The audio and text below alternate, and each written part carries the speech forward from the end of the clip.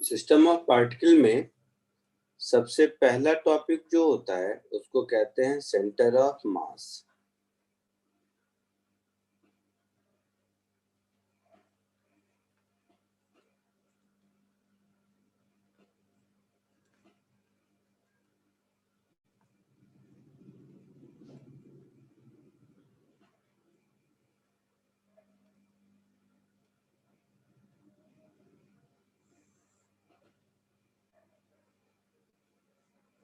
कोई idea centre of मास किसको कहते हैं?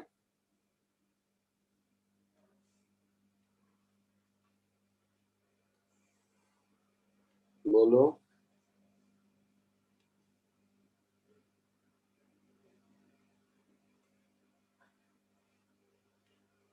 बोलो, कोई आइडिया है सेंटर ऑफ मास किसको कहते हैं? वो पॉइंट जहाँ पे ग्रेविटी एक्ट करती है। नहीं, ग्रेविटी कहाँ से आ गया इसमें? सर वो पॉइंट जहाँ पे पूरे बॉडी का मास को हम लोग एक पॉइंट पे कंसंट्रेट कर सकते हैं। कैसे कर सकते हैं कंसंट्रेट? ऐसा अज्यूम करते हैं कि बॉडी का Assume पूरा करते हैं मास सर, उधर ही हाँ। कॉन्सेंट्रेट है। ऐसा अज्यूम करते हैं। वो पॉइंट पे सारे पार्टिकल्स का सम रहता है। सम रहता है? क्या क्या बोले जा रहे सर हैं? एक ऐसा पॉइंट जहाँ पे हम पूरे मास को एक पॉइंट जैसा कंसिडर कर सकते हैं कैलकुलेशन सिंपल करने के लिए। कौन सा कैलकुलेशन सिंपल करना चाहते हैं हम?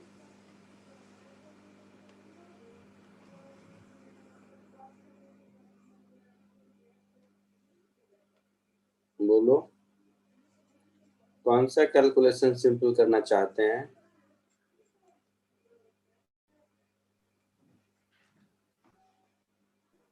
बेसिकली वो एवरेज पोजीशन जैसा होता है ना। सपोज ये 4 पॉइंट मास मैंने ड्रॉ किए, ये सब मिला के ये एक सिस्टम है। तो अभी तक हम लोग जो क्लासिकल मैकेनिक्स में पढ़ते हैं, तो पूरे क्लासिकल मैकेनिक्स का फंडामेंटल क्या है? Newton's laws of motion,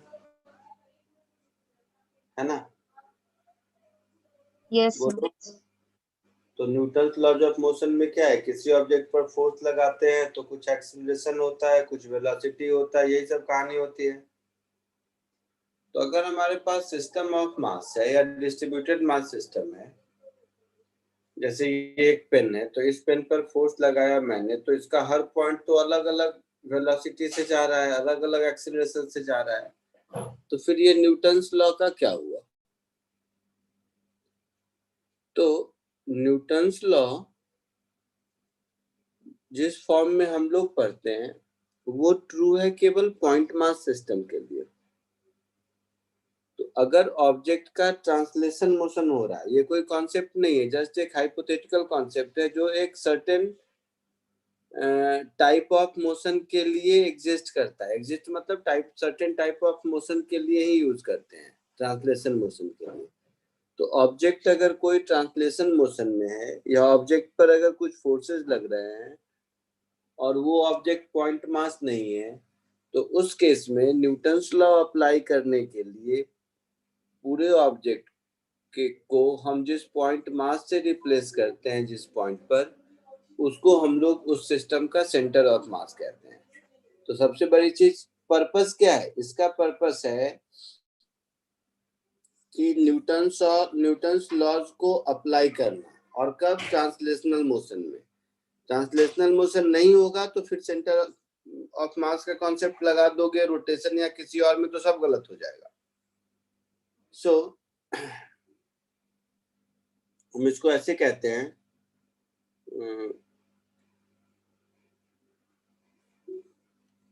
the point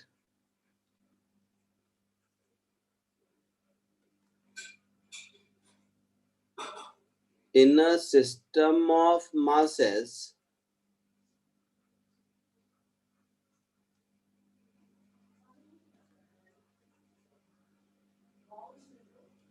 at which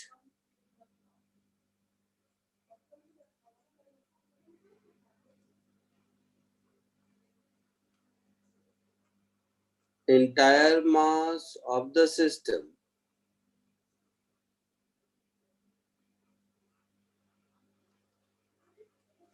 can be assumed to be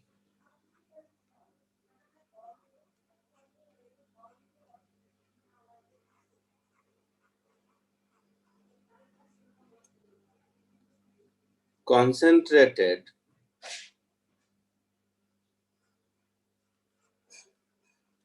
for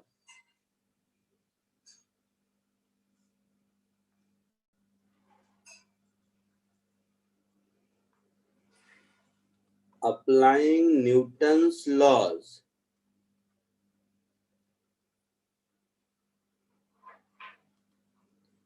of motion during translation.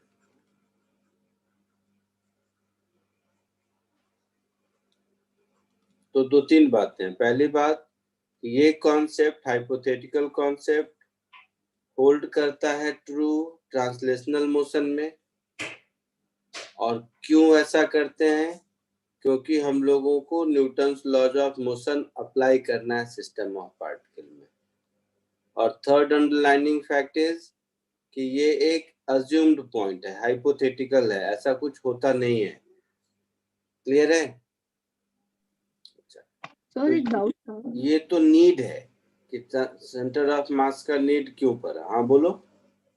Sir centre of mass rotational motion के लिए अप्लाई नहीं होता? नहीं होता। Okay sir.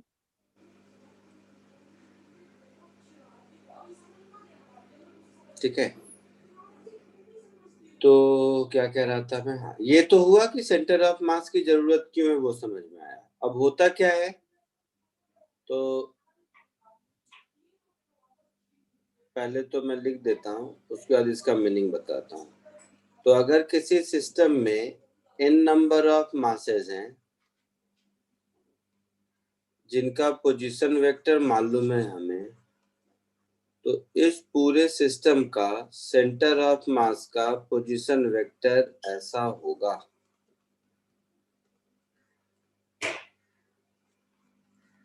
ठीक है, ये सेंटर ऑफ मास का फॉर्मूला हो गया। इस फॉर्मूले से सेंटर ऑफ मास का एक दूसरा मैथमेटिकल डेफिनेशन समझ में आएगा।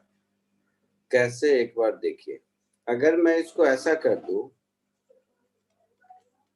m1 plus m2 plus so on so forth multiplied by position vector of center of mass, this is equal to m1 r1 plus m2 r2 plus so on so forth, ऐसा होगा।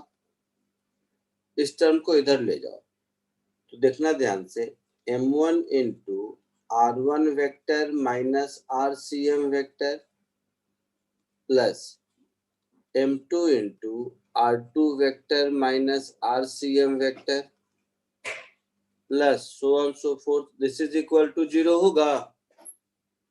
Yes sir. Yes sir. Yes sir.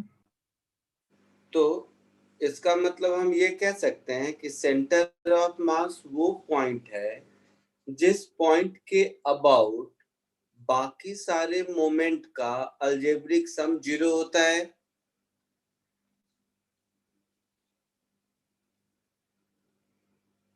Moment word मालूम है?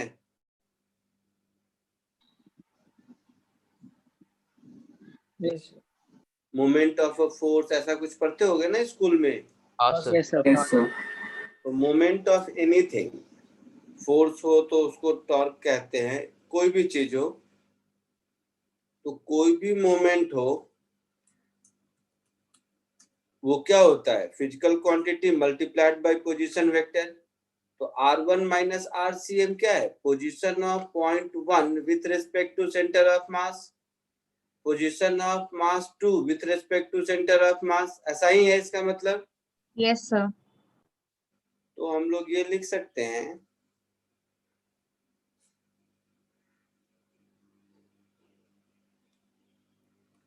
Mathematically center of mass of a system is a point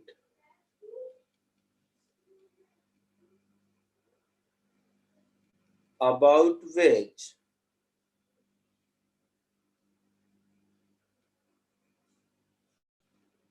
moment of all masses is 0. आई बात समझ में? Yes, sir. Yes sir. थोड़ा और इसी में आगे बढ़ते हैं, या पहले इतना कॉपी कर लो। चलो सर सेंटर ऑफ मास और सेंटर ऑफ ग्रेविटी सेम ही होता है क्या? नहीं, दो अलग अलग चीजें हैं, सेंटर ऑफ मास और सेंटर ऑफ ग्रेविटी।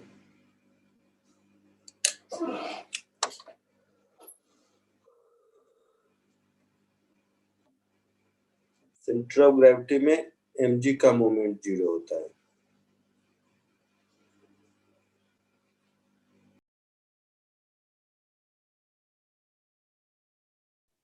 हो गया सबका? Yes, sir. हो गया। Yes, Yeah. sir. ठीक है। अब देखो कोऑर्डिनेट सिस्टम में अगर कहोगे तो या तो मैं ऐसा लिख दूं, पोजीशन ऑफ सेंटर ऑफ मास, उसी को लिख देता हूं, is summation of MI/RI divided by summation of MI from I is equal to 1 to L।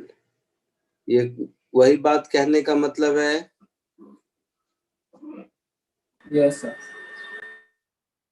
इसी बात को कहने का एक दूसरा तरीका ये भी हो सकता है कि हर पोजीशन वेक्टर में x y z तीनों कोऑर्डिनेट होंगे, तो मैं इसको ऐसे लिख दूं, summation of MI/XI upon summation of MI, तो ये हो जाएगा x कोऑर्डिनेट i कैप, समझ रहे हो? Summation of MI/YI upon summation of mass, तो ये हो जाएगा y कोऑर्डिनेट, और ठीक वैसे ही summation of MI/ZI upon summation of MI के कैप, ये हो जाएगा z coordinate of centre of mass. That is हम ये कह रहे हैं कि कोई भी पोजीशन वेक्टर ith मास का कुछ ऐसा है, xi cap plus yi j cap plus zi k cap, तो ये उसी सेंटर ऑफ मास के फॉर्मूले को लिखने का दूसरा तरीका है और कुछ नहीं। Yes, sir. तो ये कहलाएगा x coordinate of centre of मास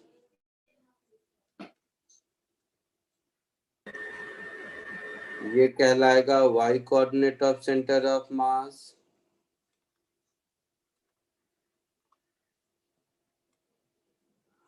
और ये कहलाएगा z coordinate of centre of mass. Common sense है? Yes, sir. यस।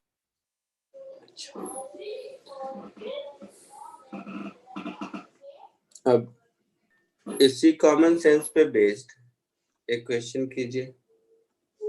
सपोज, अच्छा ये तो लिखे नहीं होंगे तो यहीं पे कोई बात नहीं, क्वेश्चन यहीं पे लिख देता हूँ।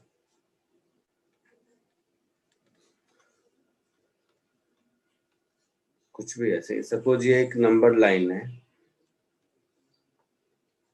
ये है x is equal to 0, x is equal to 1, x is equal to 2, x is equal to 3, so on so forth. ये है x is equal to 10।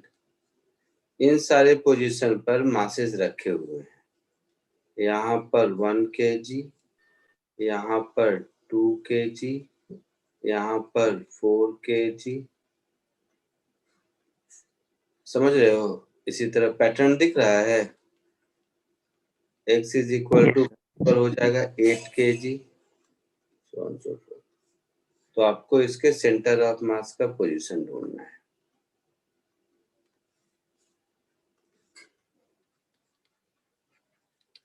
Find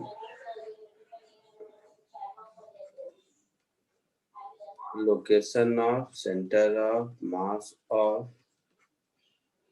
this system of 10 masses। समझ आया? Yes, sir.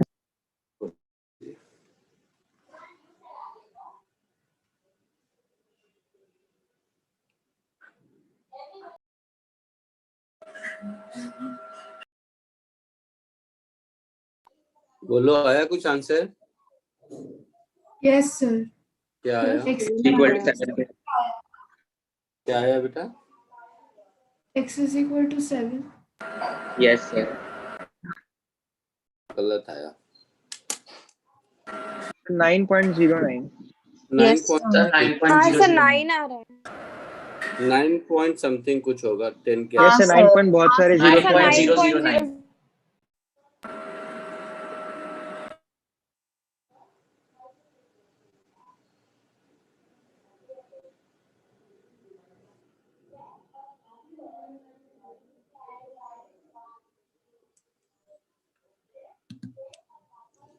सबका हो गया या बताने की जरूरत है? हो गया sir.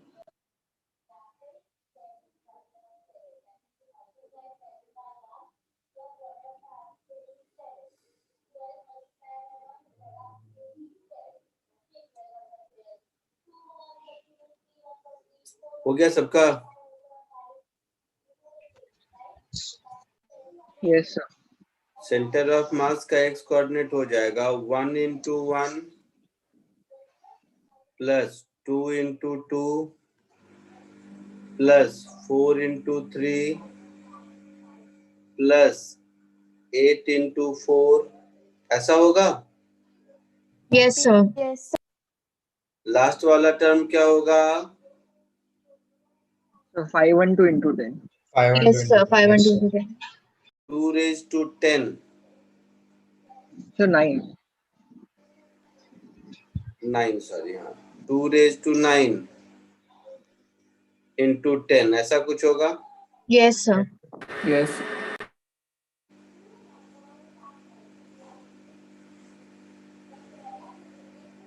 Divided by 1 plus 2 plus 4 plus 8 and the last one is 2 raised to 9, यही होगा? Yes, sir. Yes. तो Yes. नीचे वाला तो जीपी है, इसका समेशन मिल जाएगा। Yes, sir. कितना आएगा ये? 1023. पक्का मैं नहीं करूं? Yes, हाँ sir. सर. हाँ, Yes, sir. sir. yes sir, और ये जो ऊपर वाला है ये क्या है? AGP है sir. ये एजीपी पढ़े होगे तुम लोग। Yes, sir. एजीपी को कैसे सॉल्व करते हैं? Sir, common रेशियो से मल्टीप्लाई करके सब्ट्रैक्ट करो. कॉमन रेशियो से मल्टीप्लाई करके सब्ट्रैक्ट करते हैं। तो इसमें जो जीपी है उसका कॉमन रेशियो 2 है ना? Yes, sir. तो कॉमन रेशियो से मल्टीप्लाई करके एक डिजिट छोड़ के सब्ट्रैक्ट करते हैं अगर Yes याद sir. हो। One term shift. तो इसको 2s मेरा हो जाएगा, यहाँ से स्टार्ट होगा 2 into 1 प्लस 4 into 2 है ना, Yes, sir. प्लस 8 into 3, ठीक है। तो लास्ट वाला मेरा हो जाएगा 2 raised to 9 into 9 और एक टर्म आगे चला जाएगा तो वो हो जाएगा 2 raised to 10 into 10। Yes, sir. अब इसको सब्ट्रैक्ट कर दो, इसको सब्ट्रैक्ट कर दोगे तो इधर माइनस एस, इधर 1 into 1 प्लस इस सब में देखोगे तो 2 + 4 + 8 यही वाला जीपी मिलेगा टिल 2⁹ तक, Yes, sir. Minus 2�10 into 10, Yes, sir. तो ये हमारा s क्या हो जाएगा 1 प्लस ये तो 1023 ही होगा, ऊपर निकाला था हम लोगों ने ये टर्म कि नहीं, नहीं उससे नहीं सर, उसमें उसमें 1 उसमें था। हाँ 1022 हाँ सर। माइनस, हाँ -1 हो जाएगा, ऐसा समझो -1, ये ऐसा हो गया, यहाँ माइनस, और ये हो गया मेरा 2⁻10 कितना हो जाएगा 1020 हाँ जी। 1024, 1024। ऐसा कुछ हो गया। Yes sir. तो फाइनली s मेरा हो गया 1024 -1023, यस सर। कितना आएगा ये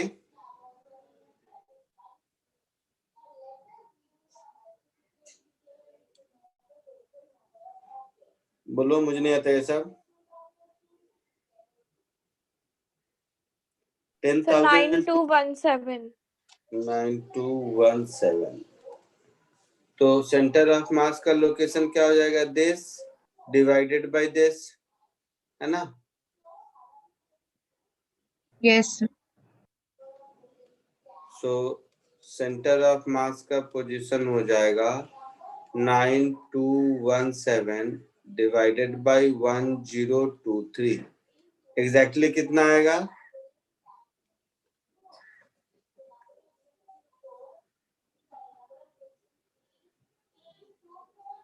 सर 9.009। 9.009। अच्छा, अगर ध्यान से देखो तो जो लोकेशन मुझे मिला उस लोकेशन पर एक्चुअल में तो कोई मास नहीं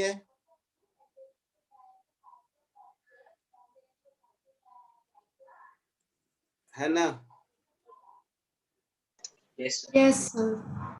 अच्छा ठीक है, उस फैक्ट को बाद में करेंगे, एक और क्वेश्चन करो पहले।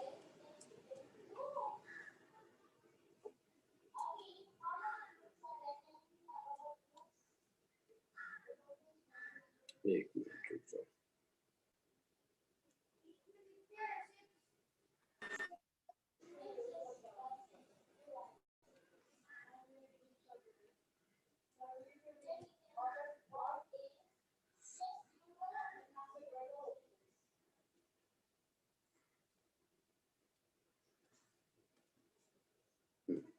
ये क्वेश्चन करो तब तक।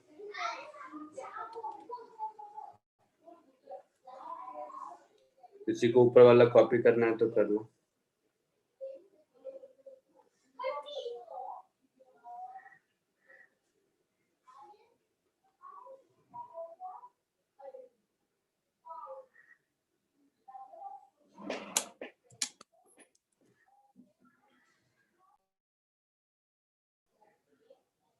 हो गया सबका, आगे बढ़ूं?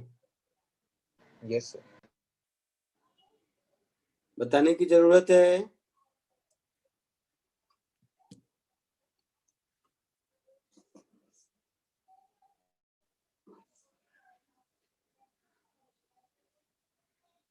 बोलो, किसी को बताने की जरूरत है तो बोलिए। नहीं सर। नहीं। तो अब देखो, थ्योरी कंटिन्यू करते हैं, जहां पर हमने ये फॉर्मूला लिखा था RCOM का, जहां समेशन है, वहीं पर अब इसके आगे हम लोग ऐसा भी कह सकते हैं, दो बातें। पहले तो क्वेश्चन नंबर 1 भी देखा हमने और 2 भी देखा, दोनों में जो सेंटर ऑफ मास का लोकेशन मिला, एक्चुअली देखोगे तो वहां पर कोई मास नहीं है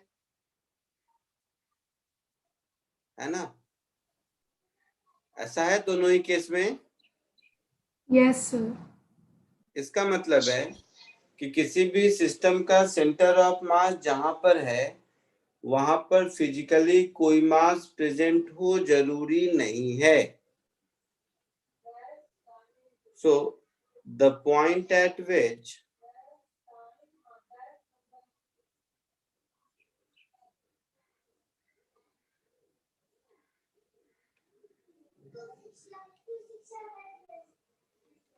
center of mass of a system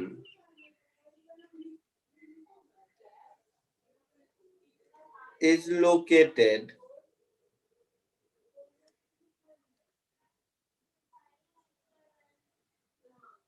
may or may not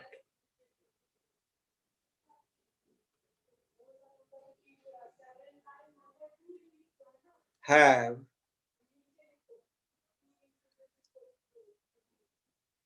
any mass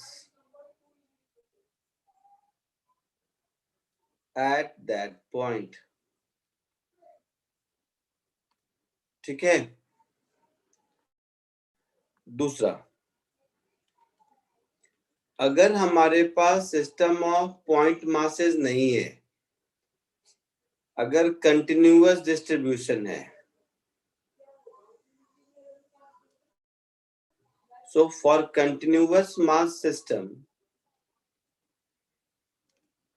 ये जो हमारा सेंटर ऑफ मास का फॉर्मूला है इसमें समेशन की जगह हम इंटीग्रेशन कह सकते हैं। अगर infinite number of point masses को ऐड कर रहे हैं तो integration of elementary mass dm multiplied by उसका पोजीशन x फ्रॉम जहां कहीं से भी शुरू हुआ है initial to final value divided by total mass that is summation of dm. यही होगा? Yes. Yes, sir. तो फॉर्मूला नया नहीं है, वही फॉर्मूला है।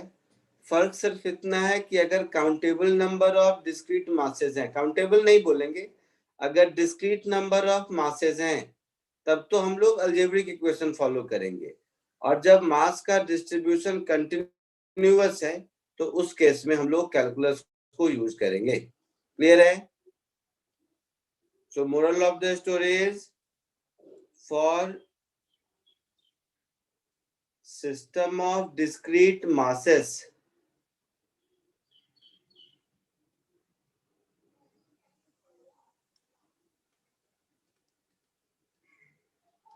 we will use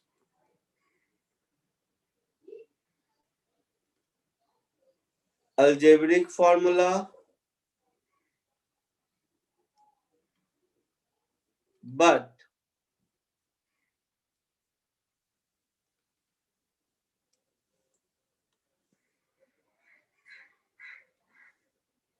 for system of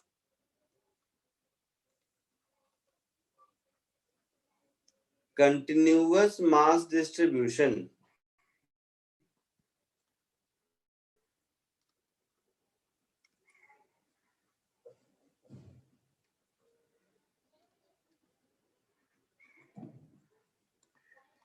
we will use calculus।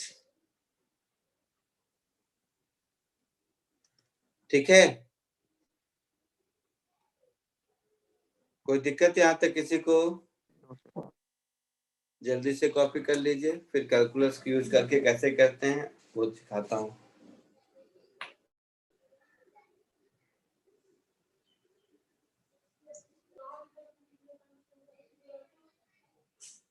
Done, sir.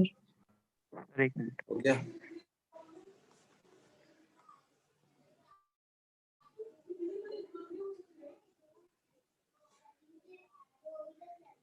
अब देखो, अगर कोई यूनिफॉर्म रॉड है तो उसका centre of mass mid point पर होगा, कॉमन सेंस है। Yes, sir. Yes. मैथमेटिकली देखो कैसे बताते हैं इसको। सो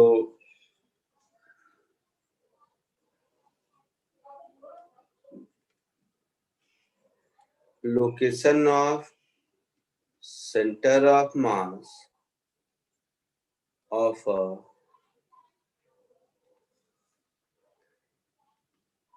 uniform rod.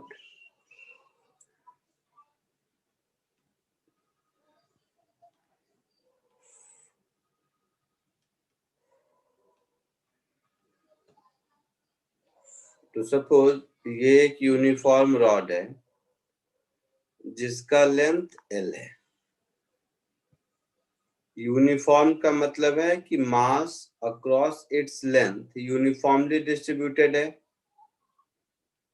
मैं अपने मन से इस पॉइंट को x इज इक्वल टू 0 कहता हूं।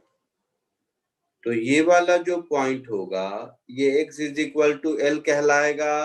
Yes, sir. अब इस रॉड में अगर देखोगे तो infinite number of point masses हैं। Yes, sir. Yes. Yes, sir. तो एंड ए से x डिस्टेंस पर हम एक छोटा सा dx लेंथ ऑफ रॉड को देखें तो ये एक पॉइंट मास होगा, है ना? Yes, sir. और वो जो पॉइंट मास होगा dm उसकी वैल्यू हो जाएगी mass per unit length of rod multiplied by length dx होगा। Lambda is total mass upon total length, that is mass per unit length. अगर यूनिफॉर्म है तो मास पर यूनिट लेंथ कुछ constant ही होगा ना। Yes, sir. Yes, sir. तो ये मिल गया मेरा dm। तो जो सेंटर ऑफ मास का x कोऑर्डिनेट होगा इसको हम लोग ऐसे कहेंगे integral of dm into x। dm मास का पोजीशन क्या है x, और ये सिस्टम कहां से कहां तक, तो x इज इक्वल टू 0 से L तक divided by total mass m, ऐसा होगा। Yes, sir. तो 1 upon total mass m integral 0 to L। dm को हम लिख सकते हैं लैम्डा dx। Yes, तो sir. Lambda into x Yes, dx sir. ऐसा। So lambda upon m L square by 2 ऐसा हो गया। Yes, sir. लैम्डा Yes, होता sir. है m बाई L, फिर एक m, फिर इधर L स्क्वायर अपॉन 2। तो L by m गया, ये L गया, तो L बाई 2 आ गया।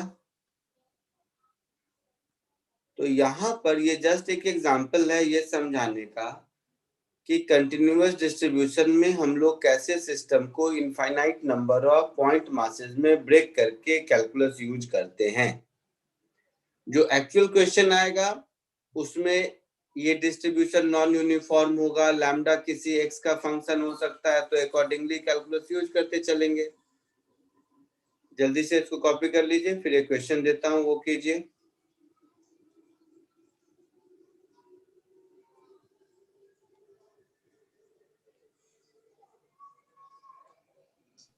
Done, sir. Yes, sir. nice. Nice.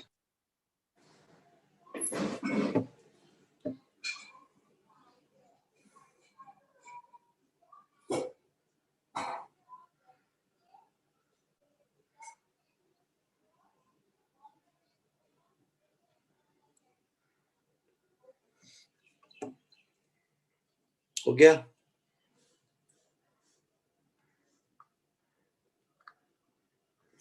एक छोटा सा क्वेश्चन ये करो।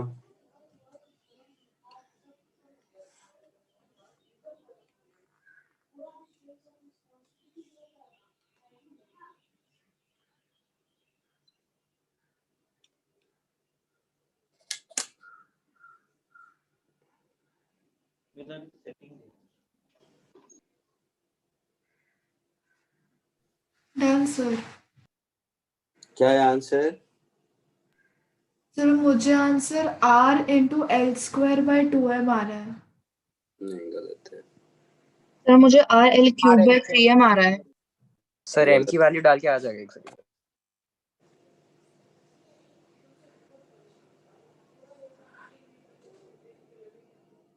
सर 12/3 आ रहा है। हाँ, 12/3 करेक्ट। 12/3 आ रहा है। Very good.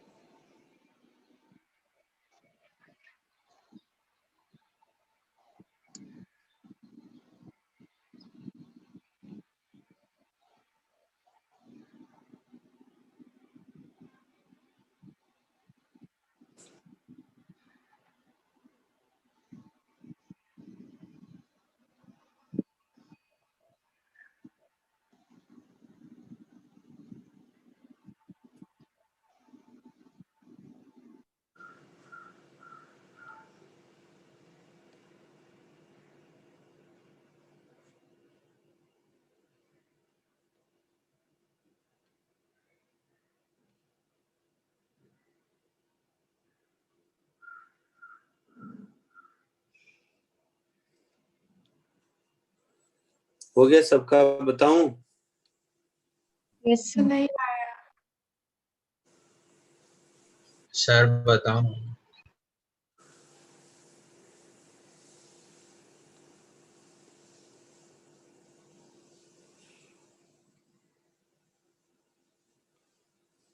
चलो देखो,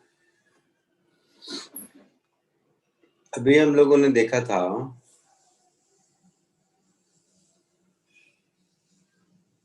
ये सिमिलर कहानी है जैसा पहले था। फर्क सिर्फ इतना है कि इसमें ये मास का डिस्ट्रीब्यूशन नॉन यूनिफॉर्म है, मतलब लैम्डा की वैल्यू हर जगह सेम नहीं है। लैम्डा एक्स का फंक्शन है कहाँ, ऐसा।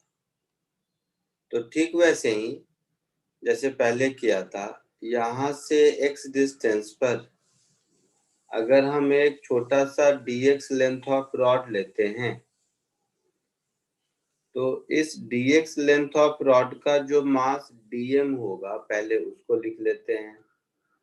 तो dm मेरा क्या होगा, lambda into dx, that is r x dx, ऐसा होगा। इसी को दोनों ओर इंटीग्रेट कर दे तो टोटल मास मिल गया।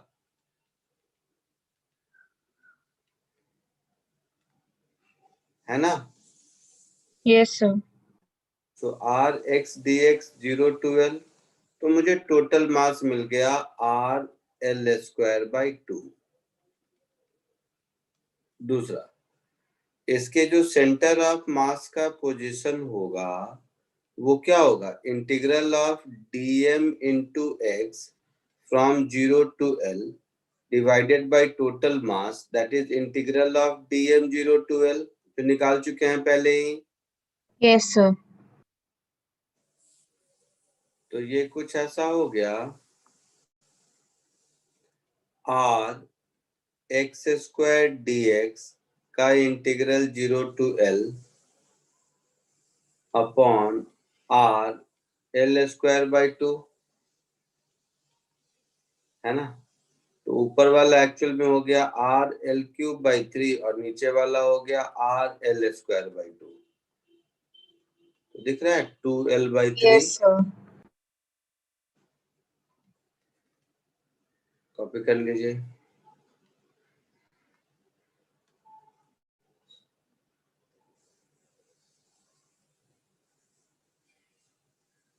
Done sir. Done sir.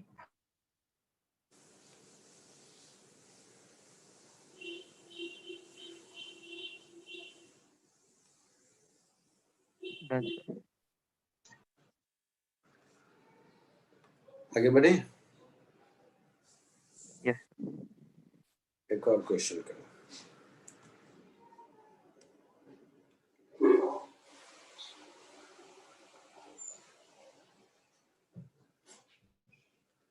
एक बार इसको कोशिश करो।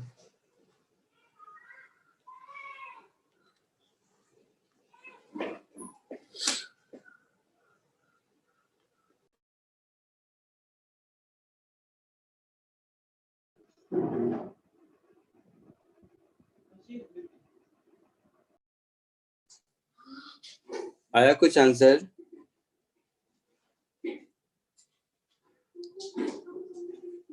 आया कुछ आंसर? नहीं सर। किसी को नहीं आया? देखो बहुत सिंपल है।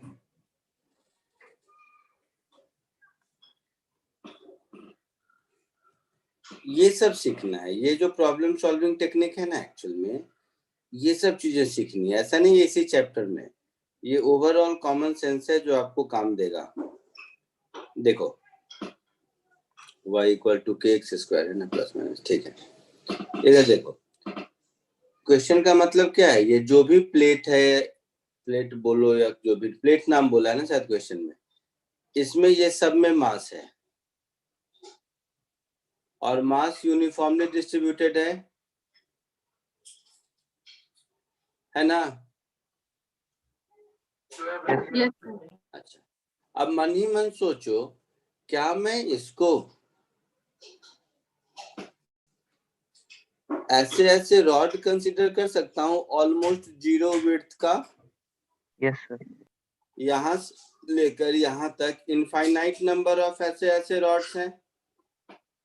Yes Yes, sir. तो यहाँ से x डिस्टेंस पर अगर हम dx थिकनेस लें, तो यहाँ से x डिस्टेंस अगर है, तो ये जो एंड पॉइंट है दोनों, कौन सा, ये वाला और ये वाला, इसका कोऑर्डिनेट क्या हो जाएगा? इसका y कोऑर्डिनेट हो जाएगा प्लस के एक्स स्क्वायर और इसका माइनस के एक्स स्क्वायर। तो ये जो रॉड हुआ, इस रॉड का लेंथ कितना हो जाएगा? 2 के स्क्वायर हो जाएगा। Yes sir. अच्छा, यानी कि इस रॉड का मास क्या हो जाएगा? जो भी मास per unit length into length, ऐसा हो जाएगा। यस। अच्छा, बट यहाँ पर मास अक्रॉस द लेंथ डिस्ट्रीब्यूटेड नहीं है, अक्रॉस द एरिया डिस्ट्रीब्यूटेड है। तो अपने मन से एक फिजिकल क्वांटिटी मैं इंट्रोड्यूस कर देता हूँ, कुछ ऐसा सिंबल दे दो, इसको बोल दिया मास पर यूनिट एरिया। तो ये जो रेड से रॉड है, इसका मास कितना होगा? तो लेंथ L, विड्थ dx और मास पर यूनिट एरिया सिग्मा, ऐसा कुछ हो जाएगा। यस यस और L की जगह 2 स्क्वायर लिख दो, तो 2 स्क्वायर dx, ये हो गया dm, हो गया। अब इस रॉड का सेंटर ऑफ मास तो मिड पॉइंट पर ही होगा, यहां होगा x पर। Yes, sir. यस ऐसे जितने भी रॉड लोगे, सबका सेंटर ऑफ मास x पर ही होगा। कॉमन सेंस है, x एक्सिस के अबाउट सिमेट्रिकल डिस्ट्रीब्यूशन है ना। Yes sir. तो सेंटर ऑफ मास का x कोऑर्डिनेट ध्यान से देखना, हम ऐसे लिख सकते हैं dm इंटू x का integral from x is equal to 0 to a divided by dm का integral from x is equal to 0 to a। Yes, sir. So 0 to a, dm की जगह लिख दिया मैंने 2kl x स्क्वायर dx और एक और x है तो x क्यूब dx, और नीचे dm का integral that is 2kl x square dx, है ना। अच्छा, ये l क्यों लिखा मैंने? हाँ सर, एल का ही तो 2a स्क्वायर है। हाँ, l का ही तो 2k स्क्वायर है, तो ये l की जरूरत नहीं है, यहाँ भी नहीं, यहाँ भी नहीं, यहाँ भी नहीं, ठीक है। Yes sir. तो ये 2k, ये 2k और dm में इंटू सिग्मा भी आएगा ना, हाँ सर। इंटू सिग्मा यहाँ भी आएगा, यहाँ भी रहेगा, यहाँ भी रहेगा, कैंसिल हो जाएगा ये, तो ये भी कैंसिल हुआ। तो ये फाइनली ऐसा दिख रहा है कि ऊपर में एक A4/4 हो गया और नीचे में a³/3 हो गया, तो फाइनली 3a/4 ऐसा कुछ आंसर होना चाहिए। ऑप्शन है ऐसा कुछ? Yes, sir.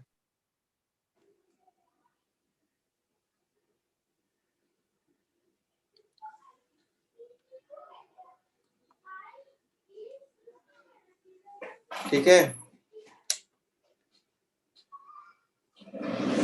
कॉपी कर लीजिए।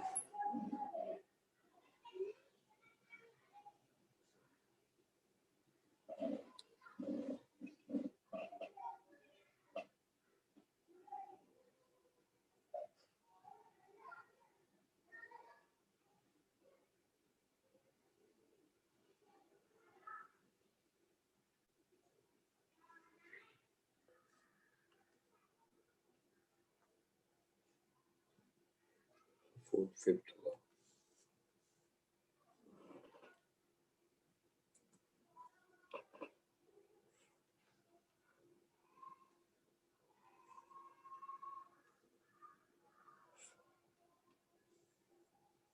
ये सॉल्व करो।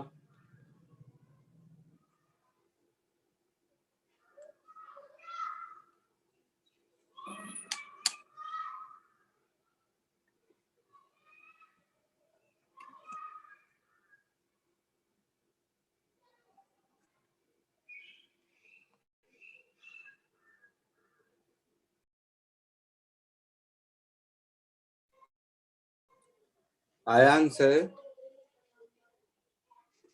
7L/10 आ रहा है। नहीं। और कोई?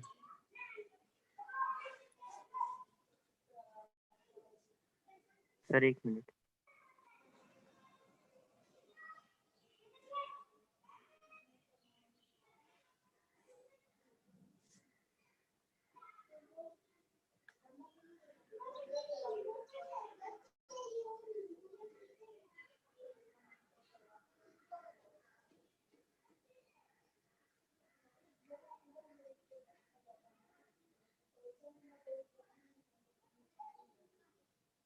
चलो इधर देखो,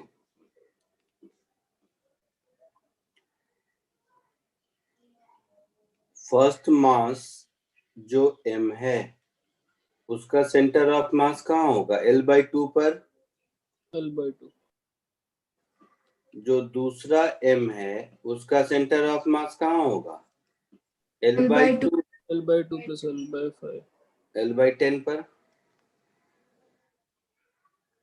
जो तीसरा m है उसका सेंटर ऑफ मास कहाँ होगा फिर? L/2 + 2L/10 पर। Yes, sir. जो चौथा मास है उसका सेंटर ऑफ मास कहाँ होगा? L/2 + 3L/10। जो फिफ्थ मास है उसका सेंटर ऑफ मास कहाँ होगा? L/2 + 4L/10. 12/10। L/2 + 2L/10। फिर पीछे भी तो जाने लगा फिफ्थ से। Yes, sir. Yes, sir.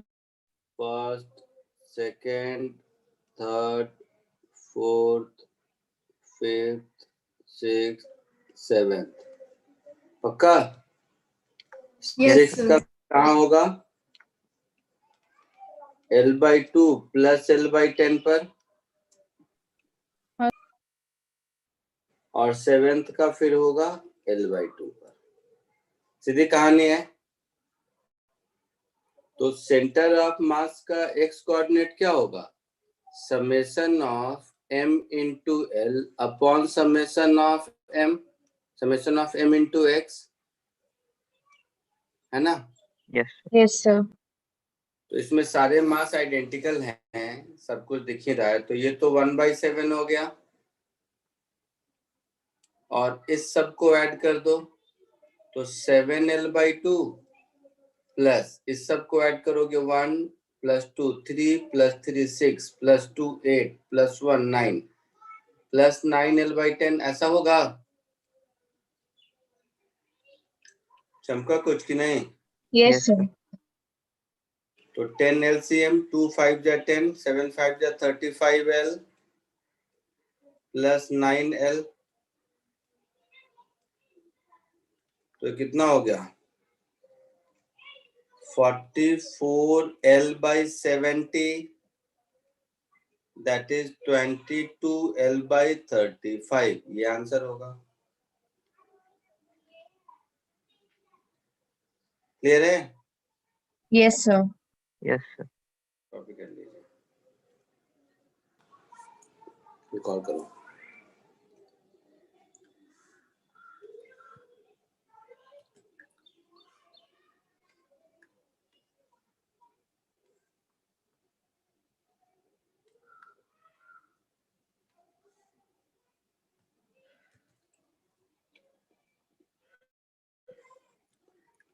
ये क्वेश्चन है, ये उसका डायग्राम है।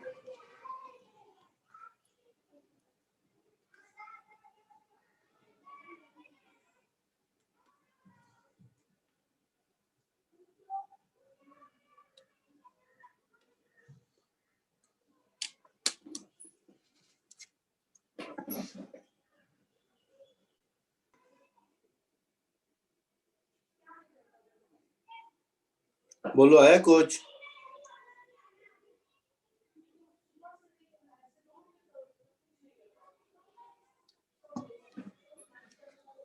अच्छा, एक बात बताओ तुम लोग कॉमन सेंस से कि कोई भी सिमेट्रिकल स्ट्रक्चर है तो उसका सेंटर ऑफ मास उसके ज्योमेट्रिकल सेंटर में ही होगा ना? हाँ सर। Yes sir. तो इसका सेंटर ऑफ मास यहाँ होगा, इसका सेंटर ऑफ मास यहाँ होगा सेम हाइट पर।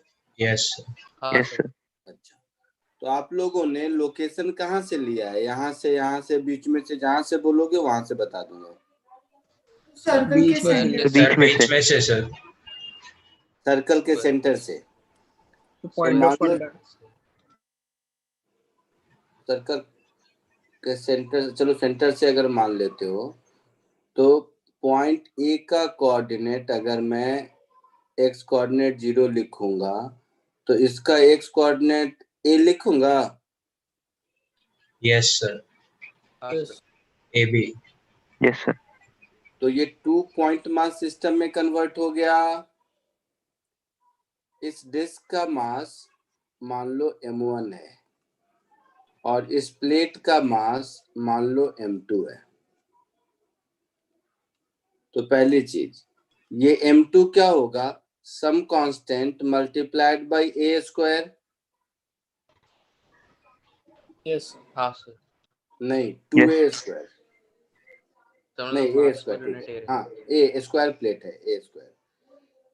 m1 क्या होगा? Mass per unit area into pi pi a square by 4। Yes, sir. ऐसा होगा। Yes, sir. अब इस 2 पॉइंट सिस्टम के लिए सेंटर ऑफ मास का फॉर्मूला लगा दूं तो लिखेंगे m1x1 plus m2x2 divided by m1 plus m2, ऐसा लिखेंगे। Yes, Yes, sir. तो इसी को ओरिजिन मान लो तो m1 इंटू 0 हो गया, m2 इंटू a हो गया divided by m1 plus m2। तो ये कुछ ऐसा हो गया m2 upon m1 plus m2 whole multiplied with a। Yes, sir. अच्छा, अब m2 हो गया सिग्मा इंटू a स्क्वायर, नीचे m1 प्लस m2 तो sigma into a square common ले लोगे तो 1 plus pi by 4। Yes, sir. तो sigma into a square cancel, answer मेरा हो गया 4a upon 4 plus pi. Yes, sir. Yes, sir. 4a upon 5 plus 4 from centre of disc. Yes.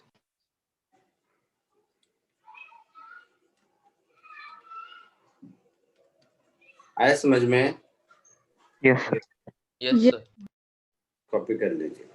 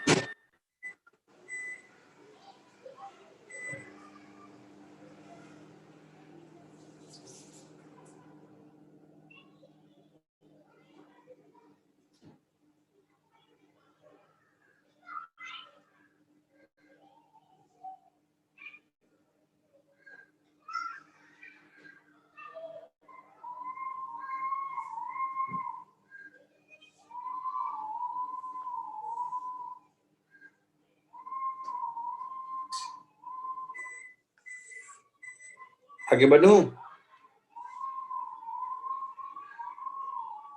Yes, sir. Yes, sir. एक ऐसे ही देता हूँ, simple सा है, ओरली बता सकते हो।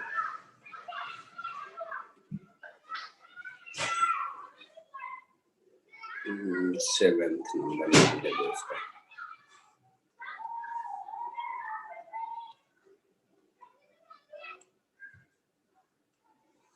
कोशिश कीजिए।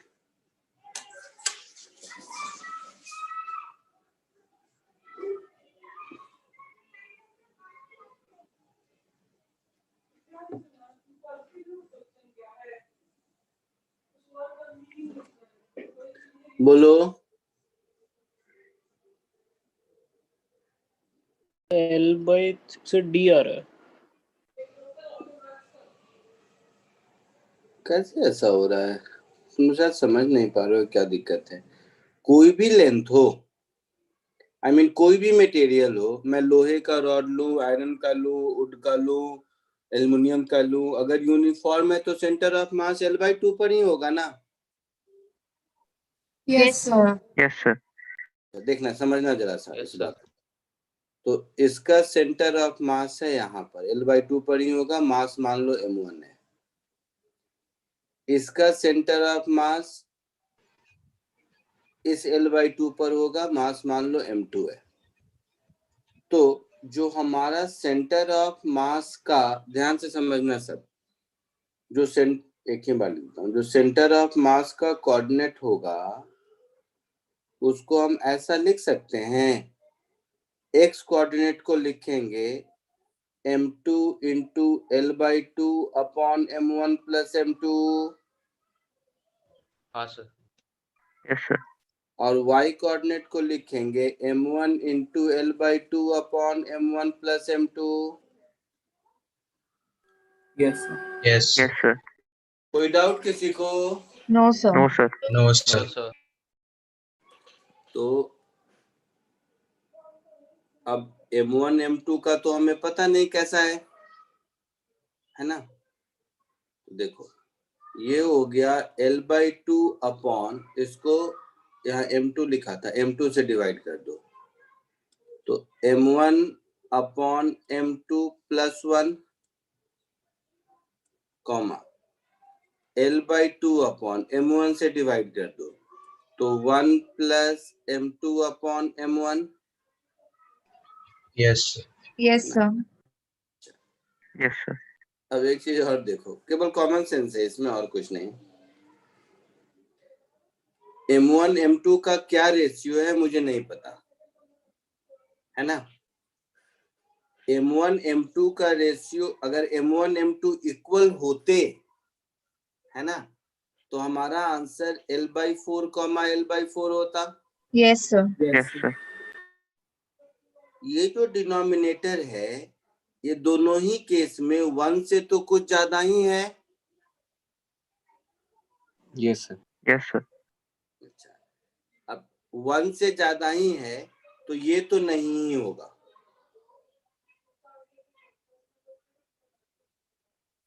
पक्का? Yes, sir. Yes, sir. फिर B भी नहीं ही होगा। नहीं हो सकता। नहीं हो नहीं सकता। होगा। Yes.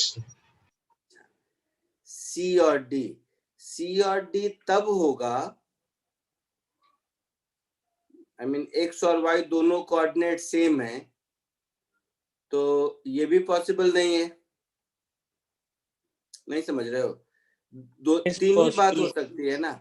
एक पॉसिबिलिटी हो सकती है m1 ग्रेटर देन m2, एक पॉसिबिलिटी हो सकती है m1 लेस देन m2, और एक पॉसिबिलिटी हो सकती है m1 is equal to m2। तो सेम लेंथ डिफरेंट मटेरियल है तो ये तो होगा नहीं। इन दोनों में से कोई भी पॉसिबिलिटी होगी तो एक रेशियो 1 से ज्यादा और दूसरा रेशियो 1 से कम होगा। Yes, sir. Yes, sir. Yes, sir. हाँ सर। तो एक वैल्यू 1 से कम नहीं, सॉरी, एक वैल्यू 1 से ज्यादा और एक 2 से ज्यादा। Yes, sir. Yes, sir. Yes, sir. Yes. हाँ, sir. समझ रहे हैं आप? हाँ, sir. Yes, sir. है ना। तो एक डिनोमिनेटर 1 से ज्यादा और दूसरा 2 से ज्यादा, मतलब कोई एक दोनों में से जिसमें डिनोमिनेटर 1 से ज्यादा होगा उसमें L upon something greater than 2 होगा, हाँ सर। Yes, sir. और दूसरे में L upon something greater than 4 greater होगा। than 4. Yes. हाँ सर। Yes, ये sir. वाला कॉम्बिनेशन चाहिए मुझे ना, तो एक ही ऑप्शन है डी। केविन ने शायद यही बोला था। हाँ सर, डी बोला था। ऐसे ही किया था। हाँ सर। आई बात समझ में?